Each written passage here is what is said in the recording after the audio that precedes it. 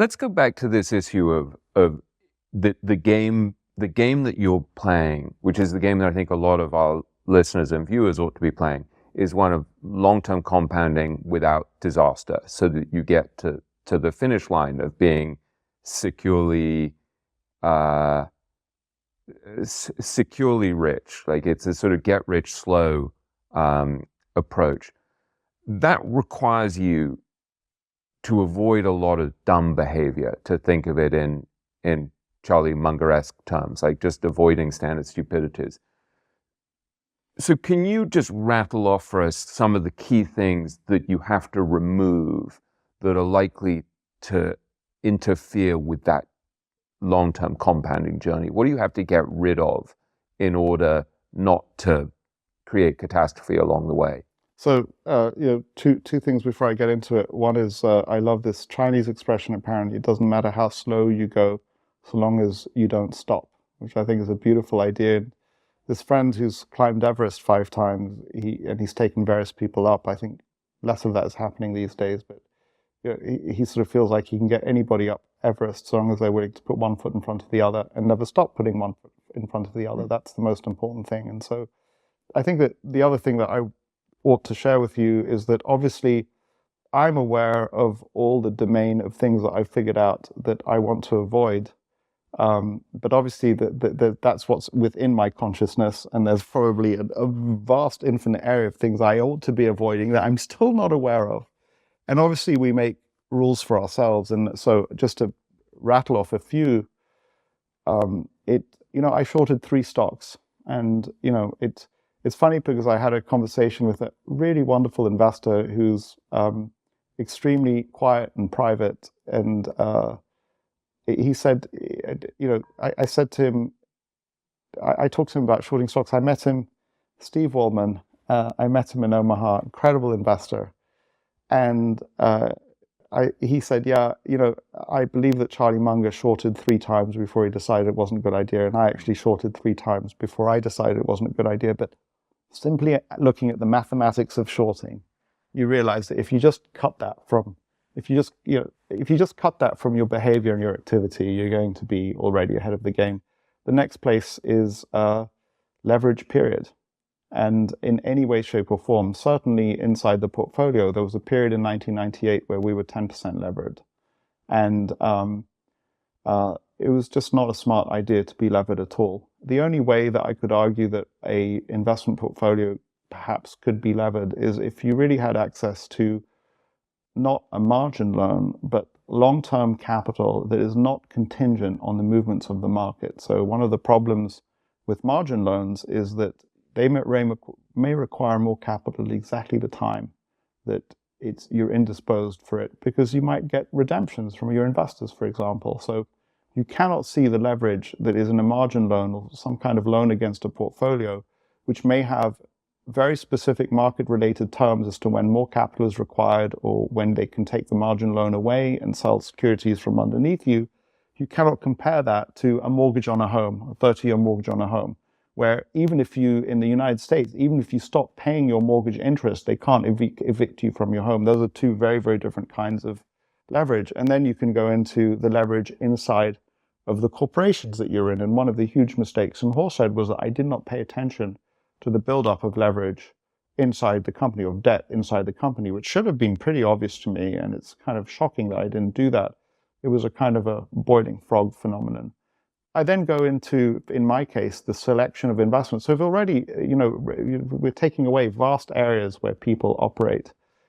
And then when we go into what I find is happening to me, I think, with the selection of companies where I'm even willing to look and start thinking about investing, is that area is becoming narrower and narrower. And I kind of don't want to think about assets that could evaporate for one reason or another. So if you're a company that has a new drug that you're at work to develop with the FDA, and you've made progress through the first 2 stages, but you might not make it through the 3rd stage, that asset could evaporate. And so you kind of like rule out every possible asset where it could evaporate in one way or another. And what you're trying to do, what I'm trying to do, is only look at assets that will exist through time forever and ever, even after a nuclear winter or an asteroid hitting Earth. I can sort of like predict that on the other side, that will still be there. And that cuts out a very, very large number of businesses where you just can't tell if they'll be there on the other side of some sort of like huge event, because most businesses are just not like that. Any kind of consulting business is really just the people. And what we've seen, for example, in the case of, you can have an Arthur Andersen or a McKinsey, where it's extremely well known, highly respected, and then a series of events happens where suddenly the brand has been utterly damaged. So getting to those assets that are really around forever and ever and only operating with those assets is also hard. But those are a few things where you're kind of clearing things off the table and getting a way to kind of like shut them out, or reduce the brain cell spend thinking about them quickly. You mentioned something interesting to me the other day also when I said to you, what could interrupt the compounding journey, the long-term compounding journey in terms of your own behavior? And the very first thing you talked about, before you even talked about meddling unnecessarily with the portfolio, trading too much, things like that, having too much leverage, you said messing up my relationships.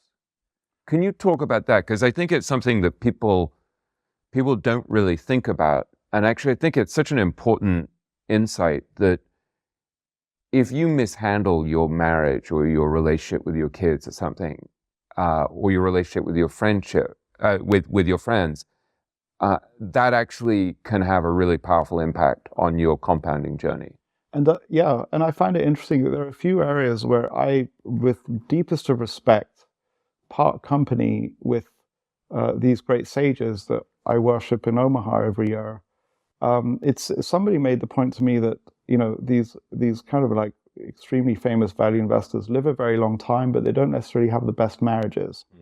And so it's, you know, pay attention when something really irks you, and that bothers me because that is just not an outcome in my life. I don't want to have an unsuccessful marriage. I don't want to be somebody who got married twice if I don't have to. You know, I totally respect and understand somebody who loses a spouse, God forbid, to some tragedy, and then they end up getting remarried. But so that bothers me, and because it seems to be a pattern with some of these famous value investors. But I think that my experience of one CEO who was going through a divorce, and so it's not that, you know, you get into the office and I'm having difficulties with my wife and that we've had a bad argument over something. It's when behavior it sort of like becomes, and I saw this from the outside with the CEO, where what one spouse has done to the other makes the person so red with rage that in this case, he was willing to make decisions about compensation structures inside this company that he had significant influence over to spite his wife. So, or the wife with whom he was going through a divorce. And I think that the problem is not you're going through turbulence with your spouse, which we all have, or with significant relationships. It's where the thing overwhelms us in such a way that we're unable to take rational decisions anymore. And I think this is one of the most important things I've learned from you over the years, is actually the importance of having a calm, quiet, steady base or foundation on which to build everything. And I think one of the reasons why it resonates so much for me is that, like you, I have an unquiet mind. I have there's a lot of noise in my head. Both of us, I guess, we often talk about having different types of attentional issues where our minds are all over the place. And so to find a place, to create an environment where we can be quiet, where we can think calmly, is probably even more important for us than it is for other people, because it's so easy for us to get flooded or overwhelmed or distracted. And so I think one of the things that I saw very vividly with you is how you, by moving to Switzerland, you create a quieter environment. And something that you mentioned to me when we were working on the book that's always had a big impact on me was you said, it was a beautiful image. You said, I need to have my mind be like a calm pond so I can see the ripples in the pond. Yeah. And so I think you understood much earlier than I did the importance of structuring your environment, including your physical environment, your office, but including your relationships, so that your mind can be a calm pond. And I think for some people, there are people who can sit in a cafe. I know Tim Ferriss has talked about how he can write in a cafe or something where there's lots of noise, and that's helpful to him. My friend John Gertner, who's a wonderful writer, who wrote these books like The Ice at the End of the World and The Idea Factory about Bell Labs, he used to sit down with Wilco playing on headphones and would start writing. For me, my kids would start playing piano or guitar at home, and it would drive me insane. You know, my daughter, Madeline, complains that for years she couldn't play piano because I was working on my book at home. And so I think just understanding how your mind works and how to create an environment in which you can operate peacefully and how the relationships matter. I think there are some people who could be arguing with their wives and still have amazing returns. For me, so much of my life is built on the fact that my wife Lauren is a really lovely, kind, gentle soul who makes life possible for me. Likewise with you, I see how much, like I said to you earlier this week, and apologies for this long-winded monologue, but one of the things I said to you this week is, you seem much better this year than last year. And I can see that's because Laurie is around. And it's lovely. You're so happy when Laurie has been around. She drove up from Zurich the other day and cooked us dinner and was hanging out with you. And I can see the calmness. And I think it's such an important realization for us to think about how to create an environment in which we can operate peacefully and think calmly. Do you have any thoughts on that? So many, and my brain wants to dart in 5 different directions. So one really important thing is that I think that I was right to focus on constructing the right environment, and the physical environment is important. But I think that today, from the perspective of today, everything counts, and the physical environment counts, but the right relationships. And that's not, so first of all, get the right relationships and then work on them to make them better and to support your decision making, I think is something that I would focus on a lot more. And so the idea that you can't build a successful investing firm in the middle of New York City is wrong. And especially given that some people, for example, work extremely well in noisy cafes and some people don't. Another thought that comes up to me is that people have approached me who are kind of like young. They're in their Sometimes some of the people who attend Berkshire, like as young as 14, and have totally committed to compounding, or I'll meet men in their early 20s who are maybe not even dating or haven't figured out their life partner. And I will tell them, if you plan to compound, from my perspective, I think that one of the most important things that I started really the journey of compounding around 30. And that extra 10 years, or Warren started at age 11, makes a huge difference. I mean, often the difference is just the amount of time you've been in it. I tell them, don't worry so much about setting up your investment structure and your financial compounding structure. Figure out the right spouse and invest yourself in figuring out the right spouse and get that done. Get your marriage into the hopper and settled, because that's going to be, at least for me, I think that's a really, really important building block. The third place I want to go is to thank you, because I remember one of the times, I think it was perhaps after the Horsehead bankruptcy, and I was rattled, and you came and visited, and you did, so William, you did psychotherapy and effectively, or marital counseling, in which, so you sat down with Laurie, and I don't know if I was there, but you kind of said, do you see that he's rattled? And I think that up to that point, and so it's worth saying, I mean, William, that you're one of these people who sees through people. That's your job in a certain way. So, one of the scary things about having William around is that he'll see things that you don't want to reveal to him, but he'll see it anyway.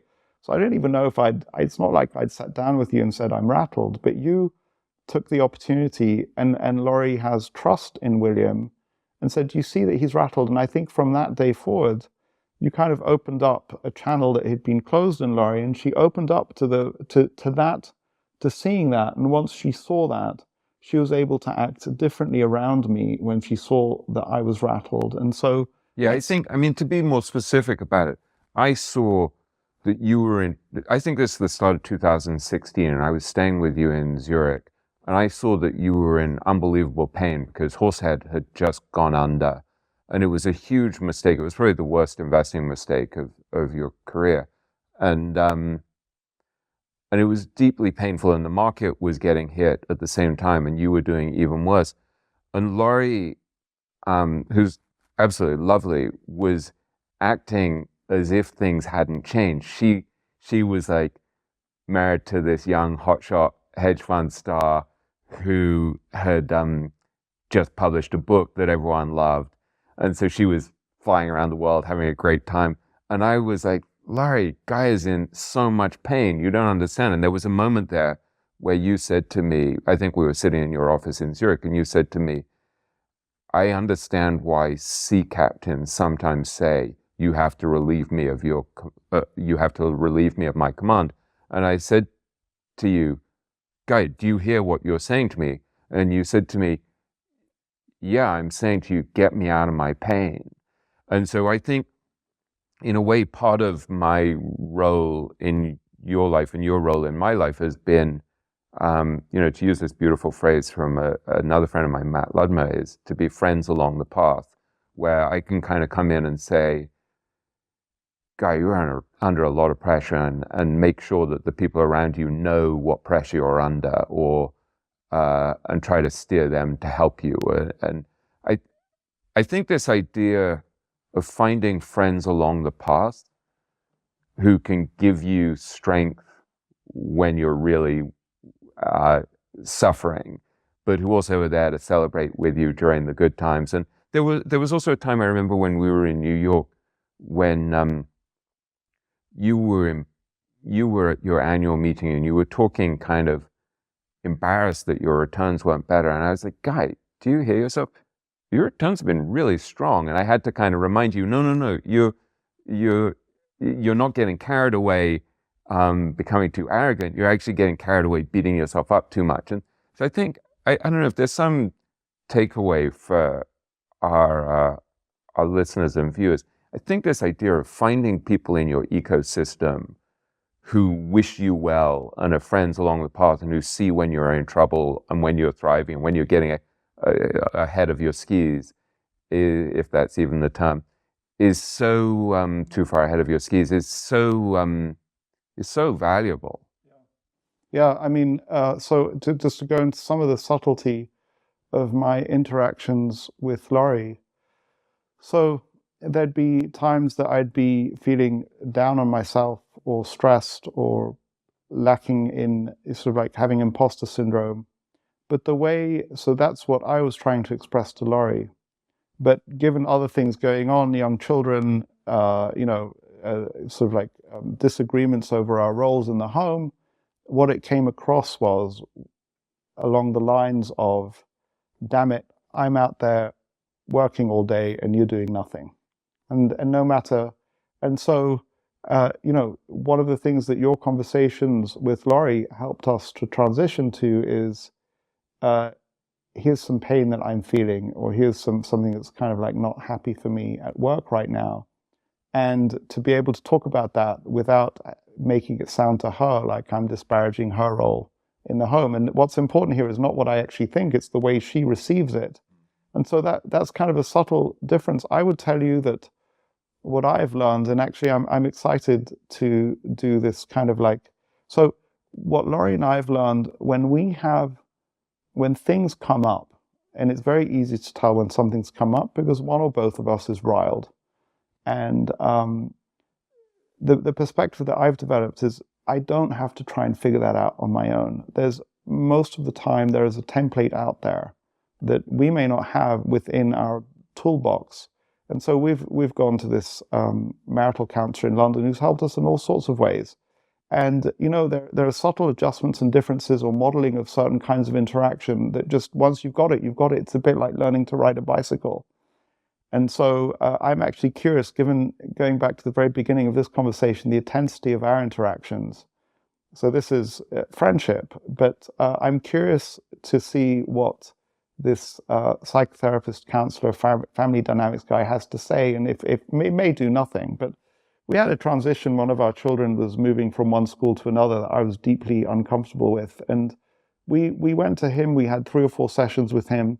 His name is Philip Trenchard. He works in London. He's amazing, and he helped us. And I know that my relationship with my daughter is and will be far better because he helped me navigate that transition. So it's subtle.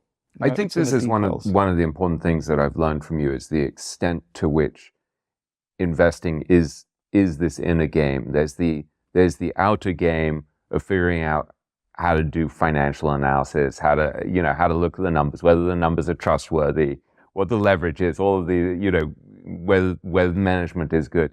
And then there is this inner game that, because I've had this up close and personal view of you over all these years, I can see you having to manage your own relationships, your attention, the structure of your office, the environment. And I'm not sure, I don't know if most people are as conscious about it. And maybe because you've done a lot of therapy and a lot of analysis and also a lot of writing, which I think has been hugely helpful for you in figuring out what it is you think and believe. You're just much more aware of this than most people, this aspect of the inner game. Yeah, it's interesting. So the writing definitely helps. Writing is really worthwhile. Writing in order to figure out what you think, not writing for somebody else. But interesting enough, as we've discussed, in the writing of the book, which in a way does something that therapy cannot do. But I'd gotten to a certain point, and you incredibly pulled me further than I was comfortable going, despite the writing, which is interesting. I think that, in difficult circumstances, so if I think of my father for a second, it's fascinating because because of his experience as an officer in the Israeli military, other experiences he's had, when it's difficult and adverse circumstances and decisions have to be made somehow, he's an incredible person to have in the foxhole with you. Why? Because he's developed a mode of thinking under adversity and a mode of dealing with adversity in difficult circumstances that my brain kind of taps into. And if I just go for a second to the great investing partnerships, I think that Nick Sleep and Zach, Zach is kind of almost a recluse, I think. I would love to spend time with Zach because I think that he's a very, very important part of Nick's thinking process. And I think that, and we know the role that Charlie has played in Warren's life. And I think that what we also have to do is, some people are lucky enough to find that sparring partner that works early on for them and the relationship. But just because we have the template of, say, Nick and Zach and Warren and Charlie, doesn't mean that our template will be exactly the same. Our template may be different. And I guess the point I'm making to you and anybody listening in is, see that as an area of work, see that as an area of study. What role does my father play? What role does my wife play? What role does William play? And so to come back to structuring the physical environment, I actually think that while it's all important, if I would give 1% of my thinking power to the physical environment and 99% to saying, what is my relationship with Monish? What is a good way to structure it? When is a good time to talk to him? When isn't a good time to talk to him? What is my relationship to my father? When should I, shouldn't I? How do I? All of those things is really where the juice is. And I would say that I think that some successful investment firms, incredibly, not only do they develop those relationships, but they manage to transmit it through generations.